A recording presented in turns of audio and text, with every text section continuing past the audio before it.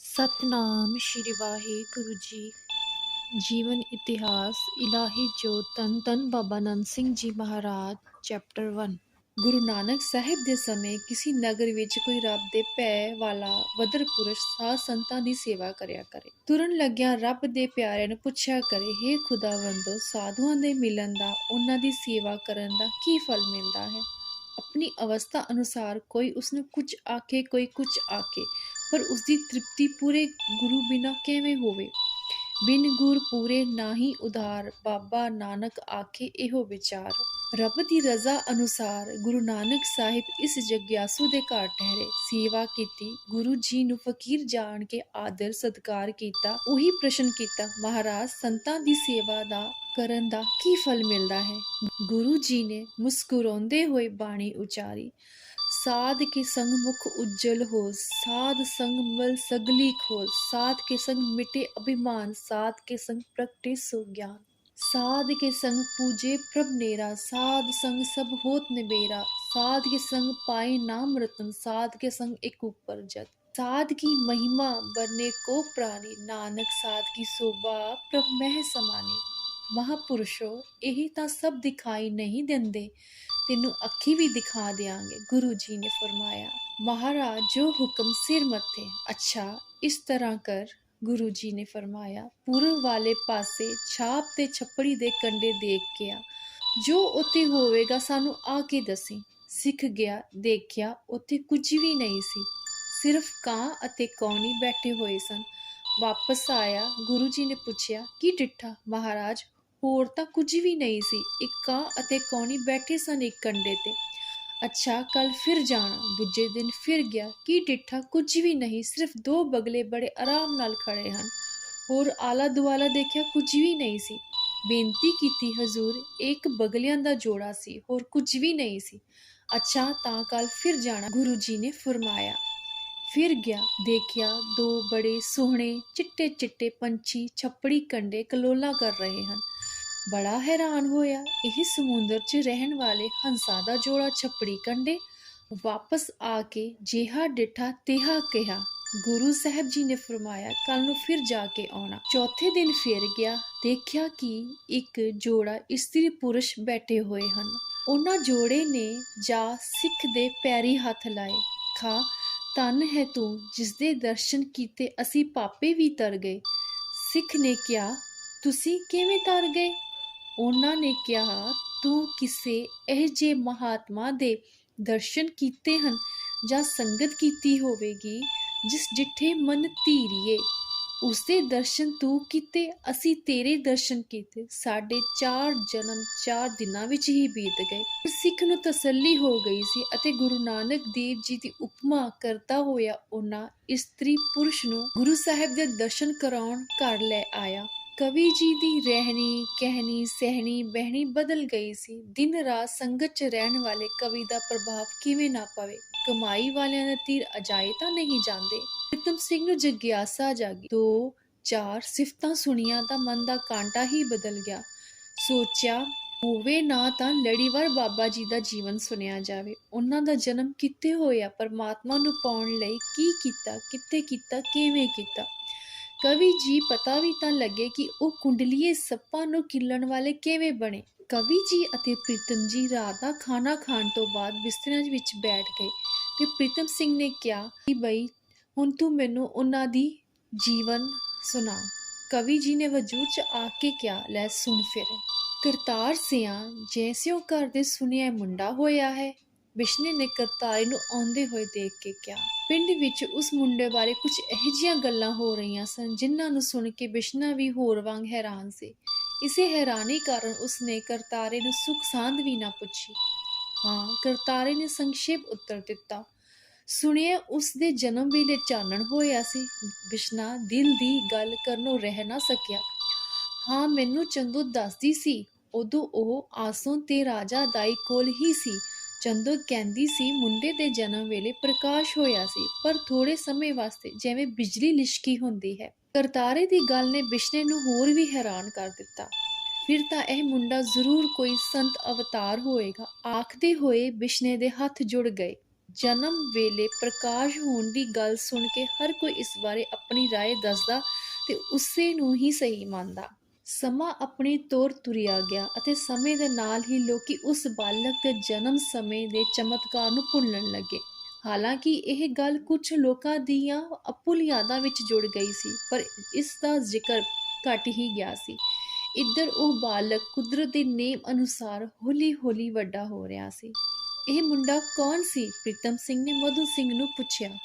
ਇਹ ਬੱਚਾ ਪਿੰਡ ਸ਼ੇਰਪੁਰੇ ਜ਼ਿਲ੍ਹੇ ਵਿੱਚ ਰਹਿਣ ਵਾਲੇ ਭਾਈ ਜੇਤਾ ਸਿੰਘ ਦਾ ਪੁੱਤਰ ਸੀ।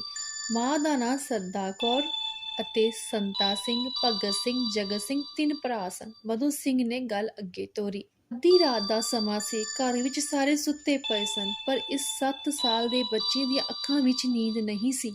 ਨੀਂਦ ਨਾ ਆਉਣ ਦਾ ਕਾਰਨ ਇੱਕ ਸਵਾਲ ਸੀ, ਜਿਸ ਬਾਰੇ ਉਹ ਮੰਜੇ ਤੇ ਪਿਆ ਸੋਚੀ ਜਾ ਰਿਹਾ ਸੀ। ਕਹਿੰਦੇ ਹਨ, ਨੀਂਦ ਆਉਣ ਵਾਸਤੇ ਸਰੀਰ ਤੰਦਰੁਸਤ ਤੇ ਮਨ ਸ਼ਾਂਤ ਹੋਣਾ ਚਾਹੀਦਾ ਹੈ। ਜੇ ਦੋਨਾਂ ਵਿੱਚੋਂ ਇੱਕ ਵੀ ਸਾਵਧਾਨ ਹਾਲਤ ਵਿੱਚ ਨਾ ਹੋਵੇ ਤਾਂ ਨੀਂਦ ਨਹੀਂ ਪੈਂਦੀ। ਇਸ ਬਾਲਕ ਦਾ ਮਨ ਵੀ ਇੱਕ ਅਸਾਧਾਰਨ ਸੋਚ ਵਿੱਚ ਡੁੱਬਿਆ ਹੋਇਆ ਸੀ। ਇਸ ਬਾਲਕ ਨੇ ਅੱਜ ਆਪਣੇ ਭਰਾ ਭਗਤ ਸਿੰਘ ਪਾਸੋਂ ਬਾਬਾ ਬੁੱਢਾ ਜੀ ਦੇ ਬਚਪਨ ਸਮੇਂ ਉਹਨਾਂ ਦੀ ਮਾਤਾ ਵੱਲੋਂ ਲੱਕੜਾਂ ਮੰਗਵਾਏ ਜਾਣ ਵਾਲੀ ਸਾਖੀ ਸੁਣੀ ਸੀ।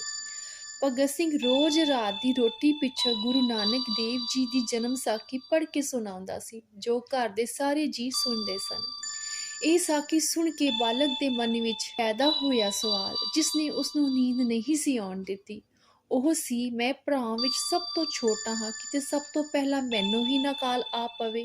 ਬਾਲਕ ਨੇ ਸਾਰੀ ਸਾਖੀ ਬਾਰੇ ਫਿਰ ਵਿਚਾਰ ਕੀਤਾ। ਬਾਬਾ ਬੁੱਢਾ ਜੀ ਨੇ ਜਦ ਆਪਣਾ ਇਹ ਸ਼ੰਕਾ ਕਿ ਛੋਟਾ ਹੋਣ ਕਾਰਨ ਗੁਰੂ ਨਾਨਕ ਦੇਵ ਜੀ ਨੂੰ ਦੱਸਿਆ ਸੀ, ਤਾਂ ਉਹਨਾਂ ਨੇ ਕਿਹਾ ਸੀ ਕਿ ਨਿਰੰਕਾਰ ਦੀ ਹਜ਼ੂਰੀ ਵਿੱਚ ਰਹਿ ਕੇ ਕਾਲ ਤੋਂ ਬਚਿਆ ਜਾ ਸਕਦਾ ਹੈ। ਹੁਣ ਇਸ ਬੱਚੇ ਦੇ ਮਨ ਵਿੱਚ ਦੂਸਰਾ ਸਵਾਲ ਆਇਆ, ਨਿਰੰਕਾਰ ਕੌਣ ਹੈ? ਨਿਰੰਕਾਰ ਰੱਬ ਨੂੰ ਕਹਿੰਦੇ ਹਨ, ਪਰ ਰੱਬ ਕਿੱਥੇ ਹੈ? ਉਹਦੀ ਹਜ਼ੂਰੀ 'ਚ ਕਿਵੇਂ ਰਿਹਾ ਜਾਵੇ? ਫਿਰ ਉਸ ਵੇਲੇ ਖਿਆਲ ਆਇਆ ਕਿ ਸਾਰੇ ਗੁਰੂ ਗ੍ਰੰਥ ਸਾਹਿਬ ਜੀ ਨੂੰ ਮੱਥਾ ਟੇਕਦੇ ਹਨ, ਫਿਰ ਤਾਂ ਉਹੀ ਰੱਬ ਹੋਏ। ਉਸਨੇ ਹੌਲੀ ਜਿਹੇ ਕਿਹਾ, ਜੇ ਉਹ ਰੱਬ ਹੈ ਤਾਂ ਹਜ਼ੂਰੀ ਵਿੱਚ ਰਹਿ ਕੇ ਕਾਲ ਤੋਂ ਬਚਿਆ ਜਾ ਸਕਦਾ ਹੈ, ਪਰ ਹਰ ਵੇਲੇ ਤਾਂ ਹਜ਼ੂਰੀ ਵਿੱਚ ਨਹੀਂ ਰਿਹਾ ਜਾ ਸਕਦਾ। ਕਿਸੇ ਵੇਲੇ ਤਾਂ ਬਾਹਰ ਆਉਣਾ ਜ਼ਰੂਰੀ ਹੁੰਦਾ ਹੈ। ਉਸ ਵੇਲੇ ਤਾਂ ਕਾਲ ਆ ਹੀ ਸਕਦਾ ਹੈ। ਉਹ ਇਨ੍ਹਾਂ ਸੋਚਾਂ ਵਿੱਚ ਇੰਨਾ ਖੁੱਭ ਗਿਆ ਸੀ ਕਿ ਉਸਨੂੰ ਪਤਾ ਹੀ ਨਹੀਂ ਲੱਗਾ ਕਿ ਉਸਦਾ ਭਰਾ ਭਗਤ ਸਿੰਘ ਉੱਠ ਕੇ ਇਸ਼ਨਾਨ ਵੀ ਕਰ ਚੁੱਕਾ ਹੈ। ਤੂੰ ਜਾਗਦਾ ਪਿਆ ਹੈ? ਭਗਤ ਸਿੰਘ ਨੇ ਦੀਵਾ ਜਗਾ ਕੇ ਉਸ ਨੂੰ ਜਾਗਦਾ ਦੇਖ ਲਾਡ ਨਾਲ ਆਖਿਆ। ਇਹ ਗੱਲ ਸੁਣ ਕੇ ਉਸਦੇ ਵਿਚਾਰਾਂ ਦੀ ਲੜੀ ਟੁੱਟੀ। ਉਸਨੇ ਆਪਣੇ ਖੱਬੇ ਪਾਸੇ ਪਏ ਮੰਜੇ ਵੱਲ ਦੇਖਿਆ। ਭਗਤ ਸਿੰਘ ਦੀ ਗੱਲ ਸੁਣ ਕੇ ਮਾਂ ਨੂੰ ਵੀ ਜਾਗ ਆ ਗਈ ਸੀ। ਭਗਤ ਸਿੰਘ ਅੰਮ੍ਰਿਤ ਵੇਲੇ ਉੱਠ ਜਾਂਦਾ ਅਤੇ ਇਸ਼ਨਾਨ ਕਰਕੇ ਨਿਤਨੇਮ ਕਰਦਾ। ਘਰ ਦੇ ਬਾਕੀ ਜੀਅ ਵੀ ਉਸਦੇ ਨਾਲ ਹੀ ਉੱਠ ਪੈਂਦੇ, ਪਰ ਇਸ ਬੱਚੇ ਨੂੰ ਨੀਂਦ ਘੱਟ ਹੀ ਪੈਂਦੀ ਸੀ। ਰੋਜ਼ ਕਥਾ ਸੁਣ ਕੇ ਮਨ ਵਿੱਚ ਪੈਦਾ ਹੋਏ ਸਵਾਲਾਂ ਬਾਰੇ ਸੋਚਦਿਆਂ ਹੀ ਰਾਤ ਲੰਘ ਜਾਂਦੀ ਸੀ। ਸਵੇਰੇ ਭਗਤ ਸਿੰਘ ਕੋਲੋਂ ਇਸ ਦਾ ਜਵਾਬ ਪੁੱਛਦਾ। ਉਸ ਨੇ ਸੱਜੇ ਪਾਸੇ ਨਿਗਾਹ ਕੀਤੀ। ਭਗਤ ਸਿੰਘ ਕਮਰੇ 'ਚੋਂ ਬਾਹਰ ਜਾ ਚੁੱਕਾ ਸੀ।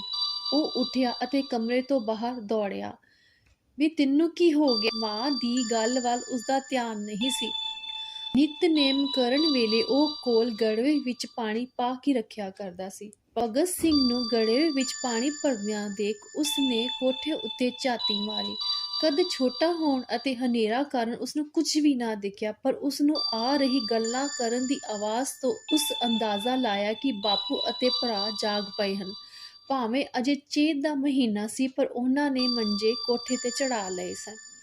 ਬਾਈ, ਉਸਨੇ ਭਗਤ ਸਿੰਘ ਨੂੰ ਸੰਬੋਧਿਤ ਕੀਤਾ ਕਿ ਗੁਰੂ ਗ੍ਰੰਥ ਸਾਹਿਬ ਜੀ ਰੱਬ ਹੈ?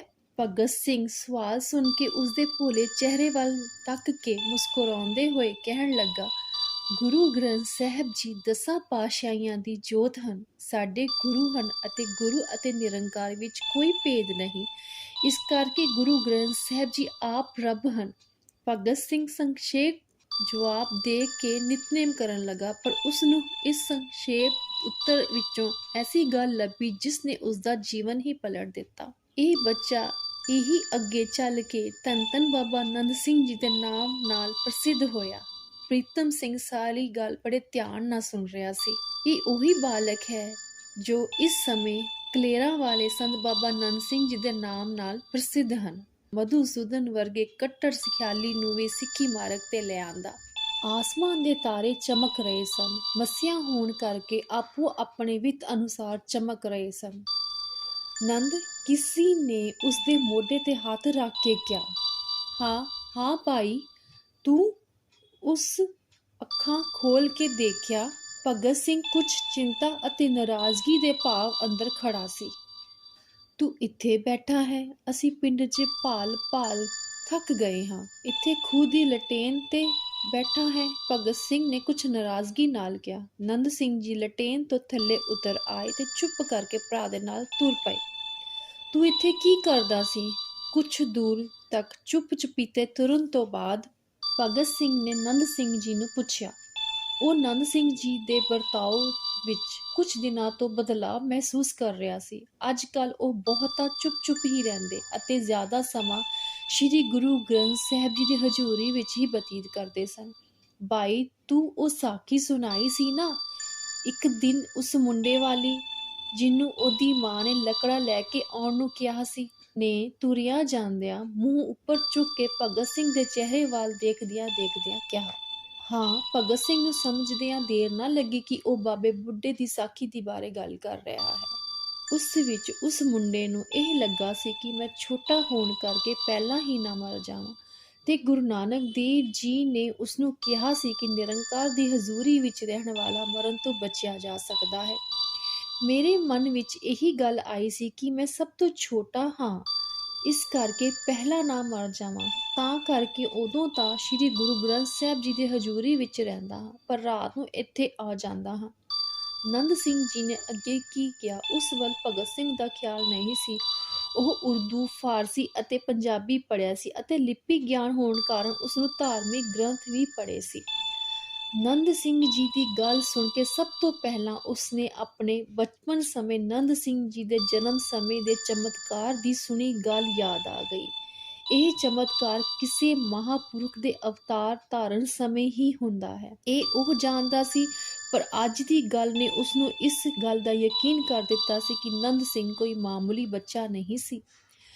ਇਸ ਤਰ੍ਹਾਂ ਰਾਤ ਨੂੰ ਬਾਹਰ ਆ ਕੇ ਨਹੀਂ ਬੈਠੀਦਾ। ਰਾਤ ਨੂੰ ਸੌਣ ਲੱਗਾ ਗੁਰੂ ਗ੍ਰੰਥ ਸਾਹਿਬ ਜੀ ਦਾ ਧਿਆਨ ਕਰਕੇ ਮੂਲ ਮੰਤਰ ਦੇ ਪਾਠ ਕਰਦਿਆਂ ਸੋ ਜਾਇਆ ਕਰ। ਪਿੰਡ ਵਿੱਚ ਪਹੁੰਚਣ ਤੱਕ ਭਗਤ ਸਿੰਘ ਸੋਚਾਂ ਵਿੱਚ ਪਿਆ ਰਿਹਾ। ਭਰਾ ਨੂੰ ਨਾਲ ਲਈ ਤੁਰਿਆ ਆਇਆ। ਸੋਚਾਂ ਦੀ ਲੜੀ ਟੁੱਟਣ ਤੋਂ ਉਸਦੇ ਮੂੰਹ ਵਿੱਚੋਂ ਇੰਨੀ ਕੁ ਹੀ ਗੱਲ ਨਿਕਲੀ। ਇਸ ਤੋਂ ਅੱਗੇ ਸੁਣਨ ਵਾਸਤੇ ਦੇਖੋ ਸਾਡੀ ਅਗਲੀ ਵੀਡੀਓ। ਲਾਈਕ, ਸ਼ੇਅਰ ਤੇ ਸਬਸਕ੍ਰਾਈਬ ਜ਼ਰੂਰ ਕਰਿਓ। ਸਤਿ ਸ਼੍ਰੀ ਅਕਾਲ।